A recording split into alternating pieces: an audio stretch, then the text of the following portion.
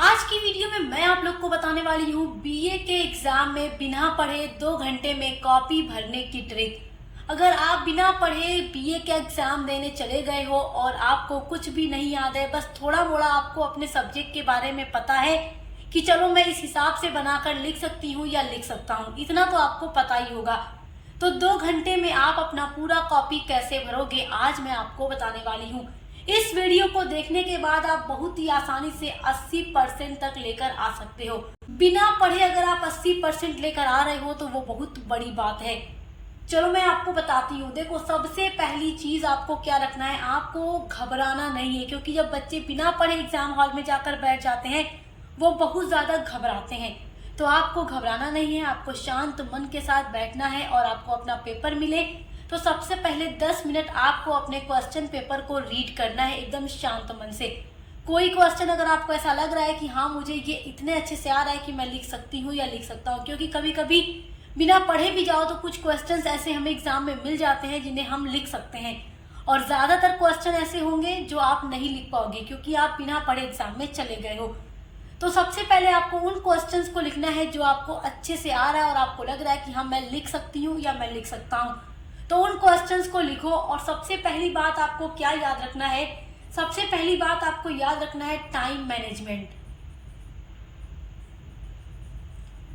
आपको time management करना है। टाइम मैनेजमेंट करना सबसे ज्यादा जरूरी है, क्योंकि देखो जब आप टाइम मैनेजमेंट करोगे तो सबसे पहले आप क्या करोगे, हर क्वेश्चन को आपको अटेम्प्ट करना है, कोई भी क्वेश्चन आपको छोड़कर नहीं आना है। अगर आपको 15 क्वेश्चन टोटल करना है, अति लघु लघु दीर्घ का मिलाकर एक एग्जाम्पल मैं आपको दे रही हूँ, तो 15 में आपका काउंट करने पर 14 नहीं होना चाहिए। 15 में 15 आपको क्वेश्चन के आंसर लिख करके ही आने हैं, भले बना कर ही सही, कुछ भी सही, उस क्वेश्चन के अकॉर्डिंग मगर आपको लिख करके आना है, ताकि जब एग्जामिनर गिने आपके आंसर को तो वो कम ना आए। कम आएगा वो समझ जाएगा बच्चा पढ़ने वाला नहीं है। इन चीज़ों को आपको ध्यान में रखना है 2 घंटे में कॉपी लिखते टाइम।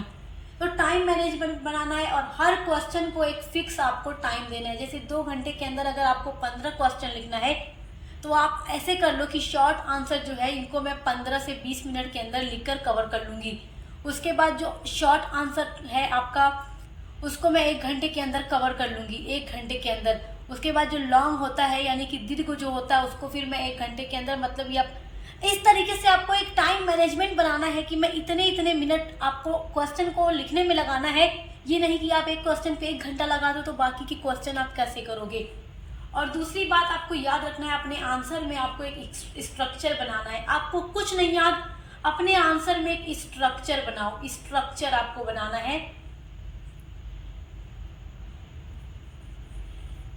जैसे कि आप हर आंसर जब लिखो, कोई क्वेश्चन आपको नहीं आता है, लेकिन देखो जो आप सब्जेक्ट दे रहे हो, चाहे आप हिस्ट्री का पेपर दे रहे हो, पॉलिटिकल साइंस का दे रहे हो, जियोग्राफी का दे रहे हो, इकोनॉमिक्स का दे रहे हो, हिंदी का दे रहे हो, कोई भी सब्जेक्ट आप पढ़ते हो, तो जो आंसर आप लिखने जा रहे हो सबसे पहले उसमें एक इंट्रोडक्शन हेडिंग डालो, इंट्रोडक्शन हेडिंग डालो, परिचय हेडिंग डालो। जैसे अगर आपसे समाज शास्त्र का विषय क्षेत्र पूछ रहा है तो आप समाज शास्त्र का विषय क्षेत्र नहीं जानते, मगर इतना तो जानते हो ना कि समाज शास्त्र क्या होता है या समाज क्या है।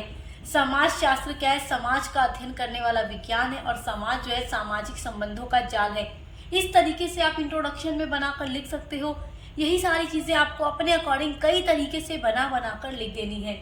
आपको मेन पॉइंट्स क्या करना है, थोड़ा दिखा करके लिखना है ब्लैक पेन से, जो आपको लग रहा है कि हाँ ये मैं सही लिख पा रही हूँ, तो वो चीजें आपको थोड़ा दिखा करके लिखनी है। मतलब उसको थोड़ा हाईलाइट करके लिखना है। हाईलाइट का मतलब येलो वाला हाईलाइटर मत यूज करिएगा। हेडिंग आप उसके नीचे अंडरलाइन करिएगा, इन्वर्टेड कॉमा में लिखिएगा ताकि वो दिखाई दे एग्जामिनर को। और तीसरी चीज आपकी जो सबसे इंपॉर्टेंट है, आपको अपने हर आंसर में हेडिंग जरूर डालना है। हेडिंग आपकी जरूरी है, भले आपको अपना आंसर नहीं याद मगर हेडिंग आपको जरूर रखना है हर क्वेश्चन के आंसर में। आपको हेडिंग बना करके लिखना है, इससे आंसर आपका अट्रैक्टिव लगेगा और एग्जामिनर उससे इंप्रेस होकर क्या करेगा, नंबर आपको ज्यादा देगा।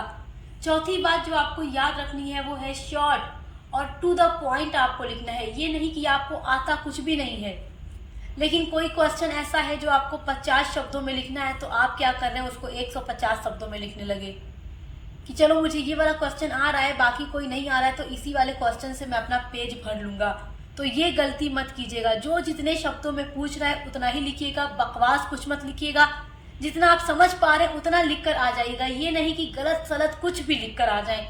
तो गलत लिखने की कोशिश मत कीजिएगा। क्वेश्चन से रिलेटेड बना करके, सिलेबस में जो कुछ आपने थोड़ा मोड़ा पढ़ा है उससे रिलेटेड बनाकर कुछ भी लिखेंगे तो नंबर नहीं कटेगा। जहां आप अपने आउट ऑफ सिलेबस कुछ भी लिख करके आएंगे अपने मन से, तो वहां नंबर आपका फौरन कट जाएगा। तो आपको क्या करना है, भले ही शॉर्ट लिखना है लेकिन टू द पॉइंट लिखना है, एग्जैक्ट सही लिखना है। अपने मन से कुछ भी छाप करके नहीं आना है। पांचवी बात जो आपको याद रखनी है वो है अपनी स्पीड को बढ़ाना है। 2 घंटे के अंदर कॉपी भरना है तो स्पीड आपकी मजबूत होनी चाहिए। अब स्पीड कैसे ज़्यादा होगी, जैसे आप कोई भी सब्जेक्ट लिख रहे हो, एग्जाम दे रहे हो, तो अपनी भाषा, अपनी लैंग्वेज को आसान करो। यानी कि कभी कभी कोई आप हिंदी का ही वर्ड पढ़ेंगे तो आपको बहुत मुश्किल लगता है, लेकिन उसको अपनी सिंपल आम सी बोलने वाली जो रोज़ की हमारी भाषा है वो हमें उसमें आसानी से अगर आ रहा है तो उन्हीं शब्दों का इस्तेमाल करके अपना उत्तर लिखिए। उससे क्या होगा, जल्दी जल्दी आप लिख पाएंगे। आपकी स्पीड क्या होगी, तेज होगी। एग्जाम में जो कुछ आपके मन में आता जा रहा है आंसर लिखते टाइम, उस क्वेश्चन से रिलेटेड, भले ही आपको न याद हो एग्जैक्ट, लेकिन कभी कभी एग्जाम में क्या होता है, जब हम अपना कोई भी आंसर लिखते हैं तो लिखते जाते हैं। आप देखिएगा क्लास के वीक बच्चे भी एग्जाम में देखिएगा तो लिखते जाएंगे। क्यों? क्योंकि सबका दिमाग ऑटोमेटिक एग्जाम में चलने लगता है कि कॉपी भरनी किस तरीके से है। तो वही सारी चीजें आपको सोच करके अपनी स्पीड बना करके लिखते जाना है, रुकना नहीं है। घड़ी आपको लगाए रखना है, लेकिन कोई भी स्मार्ट वॉच मत लगाइएगा। सिंपल सी नॉर्मल घड़ी लगा कर ही एग्जाम में जाइएगा। स्मार्ट वॉच लगा कर जाएंगे तो हो सकता है पकड़े जाए तो नंबर भी आपका कट जाए। तो सिंपल सी वॉच लगाना है ताकि टाइम देखते रहिए। छठी बात आपको याद रखना है, डायग्राम। अगर क्वेश्चन आपका सब्जेक्ट में ये पॉसिबल है कि आप डायग्राम बना सकते हैं तो आप डायग्राम जरूर बनाइए। जैसे आप अपनी हेडिंग डालना है उसको इस तरीके से डायग्राम में बना कर लिख करके आइए। 1 पेज का भर के डायग्राम बनाइए, भले उसके बारे में कुछ नहीं लिखेंगे। डायग्राम बनाकर नंबर 1, नंबर 2, नंबर 3 डाल के 4-5 पॉइंट लिख देंगे। नंबर पूरा भर भर के एग्जामिनर आपको देगा, क्योंकि डायग्राम से आंसर अच्छा लगता है और नंबर पूरा मिलता है। अगर आप वही लिखने की कोशिश करेंगे तो 4 पेज भी गलत लिखेंगे, और उससे अच्छा 1 पेज में डायग्राम बना दीजिए, नंबर मिल जाएगा, क्योंकि एग्जामिनर डायग्राम से खुश हो जाता है। और 7वीं और लास्ट बात आपको याद रखना है कि जितना कुछ भी आपने 2 घंटे के अंदर अपने कॉपी में लिखा है, जिस भी तरीके से लिखा है, उसको एक बार आप क्या करें, रिवाइज कर लें कि कहीं कोई गलती तो नहीं हुई। कभी कभी हमारी कोई ऐसी गलती हो जाती है जिससे नंबर ज़्यादा कटने के चांस बढ़ जाते हैं। एक बार 5 मिनट में पूरी, 10 मिनट में पूरी कॉपी रिवाइज कीजिए और उसके बाद अपनी कॉपी बंद कीजिए और आप अपने एग्जाम हॉल से निकल के, आपका टाइम खत्म और साथ ही साथ आपका आंसर भी अच्छा, कॉपी भी अच्छी। 2 घंटे में इन बातों को फॉलो करके कॉपी लिखिए, पूरा 80% मेरी गारंटी है कि आप लेकर के आएंगे।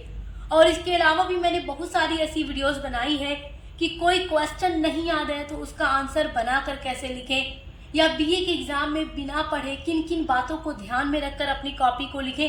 कई तरीके की मैंने वीडियोस बनाई है। अगर आप उन वीडियोस को भी देखेंगे तो आपकी वहां से भी काफ़ी ज़्यादा हेल्प हो जाएगी, क्योंकि कभी कभी क्या होता है कि बच्चों का वीडियोस देखकर दिमाग ही नहीं काम करता जब एग्जाम सर पे आ जाता है। तो 4-5 वीडियोस आप हमारी देख लीजिए जो मैंने इस तरीके से बनाई है, तो आपका दिमाग काम करने लगेगा और आप 80% आसानी से लेकर के आएंगे। वैसे अगर आप पढ़ाई करना चाहते हैं तो सक्सेस मास्टर पॉइंट एक ऐसा यूट्यूब चैनल है जहां पर बीए की हर एक सब्जेक्ट की तैयारी हर एक सेमेस्टर के लिए कराई जाती है। तो आप देखकर अच्छे से पढ़ाई करते रहिए। Best of luck. अब मिलते हैं अगली वीडियो के साथ।